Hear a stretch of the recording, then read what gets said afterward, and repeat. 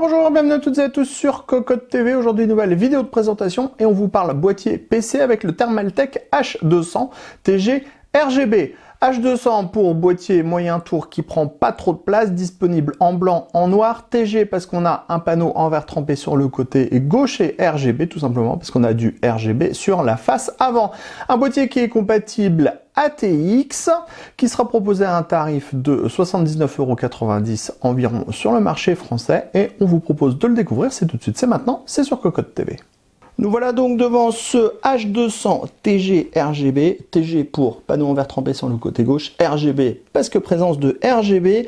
Sachez que le boîtier fait 7,6 kg, il mesure 416 mm de hauteur sur 210 mm de largeur, 454 mm de profondeur et il est compatible ITX, ATX, micro ATX. D'un point de vue du style, dans cette version toute blanche, il est très joli, on ne peut pas le nier et il y a vraiment beaucoup de blanc, c'est-à-dire que la face avant est blanche, la partie haute est blanche, côté droit est blanc, les pieds sont blancs, l'intérieur du boîtier est blanc et pour les parties noires, on va avoir le mesh plastique sur le dessus, les pourtours de la vitre en verre trempé et le ventilateur de 120 mm qui est présent de base. L'ouverture est hyper simple, vous avez vu. Ça, c'est un super système et si on veut retirer la porte, on soulève, on a des charnières, c'est très pratique.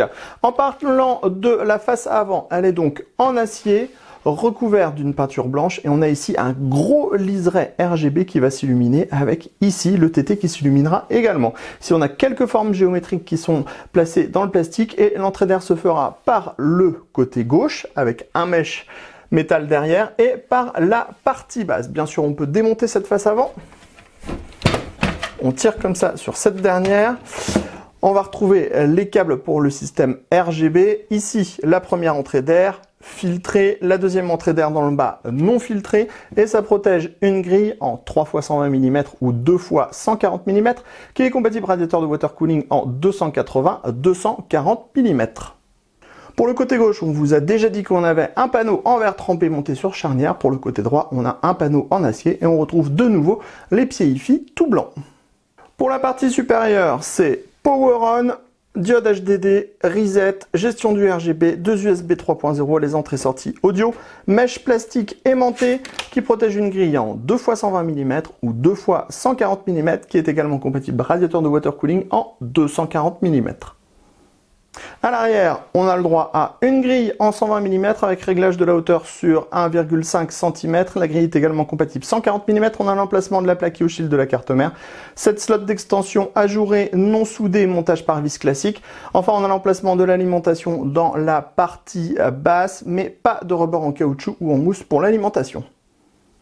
On en termine avec la partie basse, avec nos 4 pieds IFI blancs, avec ici une rondelle de mousse et on a le grand filtre amovible qui va venir protéger la cage HDD et l'alimentation. On découvre maintenant le châssis de ce H200, donc tout blanc avec un large accès backplate dans le haut, un passage en haut à gauche pour le 4-8 pins CPU. On a également 3 passages sur le côté sous la platine et 2 passages pour les câbles dans le cache alimentation. Cache alimentation qui présente deux dispositifs pour mettre deux braquettes SSD. On a ici une ouverture pour l'emplacement de l'alimentation, pas de patin en caoutchouc pour l'alimentation par contre. Et on a ce passage à l'avant qui permettra d'installer du radiateur de water cooling en 280-240 mm maximum. Dans la partie avant, on retrouve une grille qui est compatible 3 x 120 mm et 2 x 140 mm. On a 0 ventilateur installé de base sur cette dernière. Si on passe à l'arrière, on va retrouver un ventilateur de 120 mm de base qui est monté sur une grille compatible 140 mm et on va avoir 7 slots d'extension avec des caches ajourées, non soudées et avec un montage par vis classique.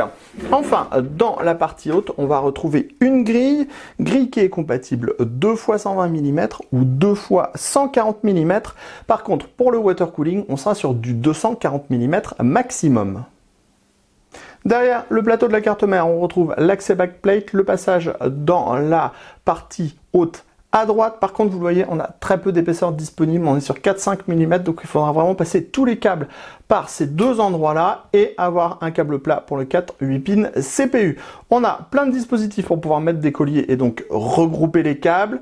Très peu de câbles puisqu'on a très peu d'épaisseur du coup. Et ici, on va retrouver un système de scratch qui va permettre de regrouper facilement les différents câbles. Dans la partie basse, on a une petite cage HDD qui est compatible avec un ou deux disques durs, un à l'intérieur, un au-dessus.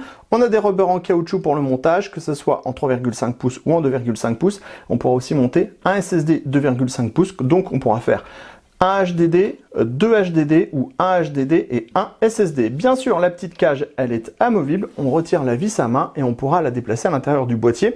Enfin, on a ici l'emplacement de l'alimentation qui, comme on le disait, n'a pas de patin en mousse ou en caoutchouc. Nous voilà maintenant devant le H200 avec la configuration montée à l'intérieur. On a opté plutôt pour une configuration qui ne prend pas trop de place avec un ventirad CPU qui est de type Top Flow, le UX100 par TT qui est très joli en RGB, vous allez le voir à la fin. Mais vous le voyez, on a installé sans peine notre carte mère ATX, notre grande carte graphique en 2070 Super. On a dans la partie basse l'alimentation. Si vous avez une alimentation avec un écran ou du RGB, vous allez pouvoir profiter de tout ça grâce à la petite fenêtre. Et enfin, pour le stockage SSD ou HDD, on a la petite cage sous le cache alimentation ou les deux braquettes qui sont sur le dessus. Par contre, vous le voyez, si vous optez pour du gros water cooling à l'avant, on voit bien que notre carte graphique dépasse en fait de l'espace qui est disponible dans la partie basse pour laisser passer les gros radiateurs. Donc il faudra absolument vérifier la compatibilité. Vous avez toutes les tailles disponibles.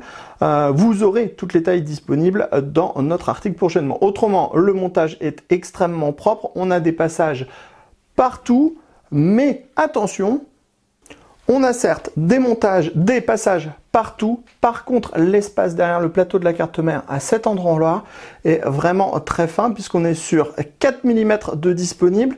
Alors, si on a un câble alimentation plat comme le nôtre, ça pose pas de problème, ça passe. Par contre, avec un câble alimentation rond, il pourrait y avoir des problèmes car vous pourriez avoir du mal à refermer la porte du boîtier. Dans la partie basse, on le voit, ça pose pas de problème puisqu'on a un grand renfoncement et sur la partie gauche, on a également un grand renfoncement. On a un large accès backplate et vous le voyez, comme on le disait tout à l'heure, on ne pourra pas venir répliquer en fait les braquettes SSD à l'arrière. On sera obligé d'utiliser les braquettes SSD qui sont présents à l'avant. On termine de cette découverte du H200 TG par Thermaltake avec le système RGB qui est présent de base. Vous allez avoir en fait une grande bande LED sur la face avant qui illumine le côté gauche et aussi le logo TT dans la partie basse. Vous allez pouvoir gérer ce système RGB avec le petit bouton qui est présent sur le dessus. On clique et on va tout simplement changer les modes qui sont disponibles. Donc on a différents modes qui passent différentes couleurs. On est sur toutes les couleurs possibles et ensuite on va avoir les modes breathing qui vont défiler dans différentes couleurs. Vous pourrez aussi sélectionner le mode breathing que vous voulez, donc toujours rouge ou vert ou bleu ou violet ou turquoise ou jaune ou blanc. Ensuite on va passer sur la couleur fixe, là aussi. Ensuite on revient à un mode qui est fait de toutes les couleurs mais qui ne passe pas toutes les couleurs. et ensuite on revient sur le fameux mode qui permet de passer toutes les couleurs. Sur ce, c'est à peu près tout à propos de ce H200TG RGB par Thermaltake. On se donne rendez-vous très prochainement sur cocottland.com pour toutes nos news, tous nos articles, dont l'article de ce H200TG très prochainement. Et on se donne aussi rendez-vous sur notre chaîne Cocotte TV pour pouvoir découvrir toutes nos prochaines vidéos. Sur ce, on vous dit à très bientôt.